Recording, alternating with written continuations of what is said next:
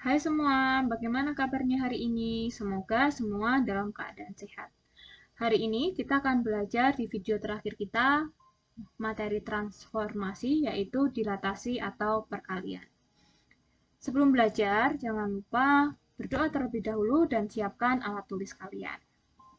Ya, tujuan pembelajaran kita yaitu setelah mengikuti pembelajaran ini diharapkan siswa dapat menjelaskan hasil dilatasi sebuah titik dan bangun dan menentukan koordinat hasil dilatasi suatu bangun datar menggunakan gambar atau rumus. Dilatasi. Apa sih dilatasi itu? Dilatasi adalah transformasi yang mengubah ukuran setiap titik pada suatu bidang atau bangun geometri akibat perkalian dari suatu faktor skala terhadap suatu titik acuan, ya. Nih, perkalian dengan suatu faktor skala terhadap suatu titik acuan. Ini ya harus kalian ketahui. Perhatikan. Jadi nanti kita akan kalikan gitu ya. Contoh, kita punya bangun ABC. Kita dilatasikan sebesar X gitu, maka bangunnya akan menjadi bangun A aksen, B aksen, dan C aksen. Itu adalah contohnya. Next. Kita ke latihan soalnya. Titik L terletak di titik negatif 12,9. Didilatasikan dengan pusat 0,0 dari faktor skala negatif 4/3. Kita akan mencari koordinat bayangannya. Titik semulanya ada di L, negatif 12,9 dengan skala negatif 4/3. Maka koordinat bayangan atau L aksen. Kita mulai dari titik X dulu. X-nya dulu. Semula X-nya ada di negatif 12, kita kalikan dengan skala. Kalikan dengan negatif 4/3. Maka hasilnya menjadi negatif kali negatif positif. Kemudian 12 bagi 3, 4. 4 kali 4, 16. Oke, jadi titik X-nya ada di titik 16. Kemudian untuk Y-nya. Y-nya yang semula 9 dikalikan faktor skala. Negatif 4/3. 9 bagi 3. 3 dikali negatif 4 adalah negatif 12. Sehingga L aksen itu ada di titik 16, negatif 12. Ya, ini koordinat bayangannya. Koordinat bayangan titik L. Oke, seperti itu. Lanjut contoh soal yang kedua.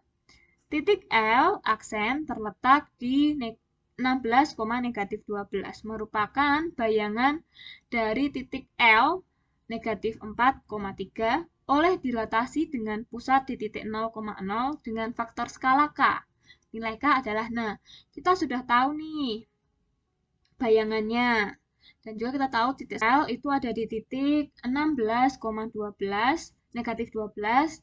Kemudian itu merupakan bayangan dari titik L yaitu negatif 4,3 oleh dilatasi dengan pusat di titik 0,0 dengan faktor skala K. Maka nilai K adalah, oke, kita cari nih. L-nya di mana? Negatif 4,3. Kemudian faktor skalanya, titiknya di 0,0 dengan faktor skala adalah K. Kemudian hasilnya menjadi L aksen ada di titik 16, negatif 12. Ya, kita akan cari dari X atau dari Y. Jadi bisa dua cara ya. Kita bisa cari dengan menggunakan X atau menggunakan Y. Kalau kita akan mencari menggunakan X, berarti kita ambil titik X-nya ada di negatif 4, kemudian bayangannya ada di 16. Berarti kita akan bagi dari bayangan dibagi dengan titik semula. Berarti di sini 16-nya kita bagi dengan negatif 4. Maka hasilnya adalah negatif 4.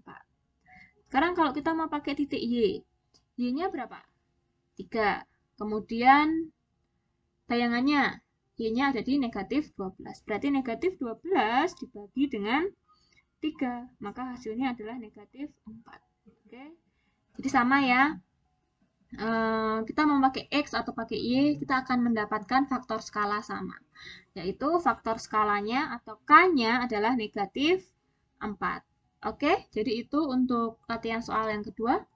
Dan terakhir, contoh soal yang terakhir, ini adalah bayangan titik Q oleh dilatasi titik 0,0 sebagai pusat dan sebesar 3 adalah Q aksen. Q aksennya ada di titik 9, negatif 12. Maka koordinat titik P adalah, nah, contoh soal yang ketiga sudah berbeda lagi. Tadi kita cari skalanya, sekarang kita mau mencari titik semula. Jadi titik Q-nya kita belum tahu. Q sama dengan X, Y. Ya, kita belum tahu. Kemudian skalanya di sini ada 0,0 sebesar 3. Kemudian Q aksennya adalah 9, negatif 12. Oke. Sekarang kita akan selesaikan. Nah, kita sudah punya bayangan dan skala. Kita mau mencari titik Q. Oke, jadi caranya sama ya. Kalau kita mau cari Q, berarti kita mau cari Q aksen, berarti X dikali skala. Berarti kalau sekarang kita punya Q aksen, kita mau cari Q, ya sudah, Q-nya dibagi dengan skala.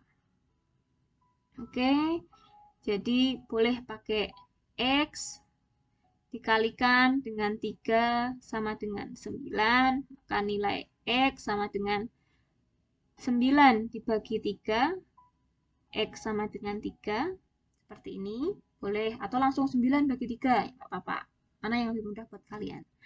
Kemudian titik Y-nya, Y dikali 3 sama dengan negatif 12.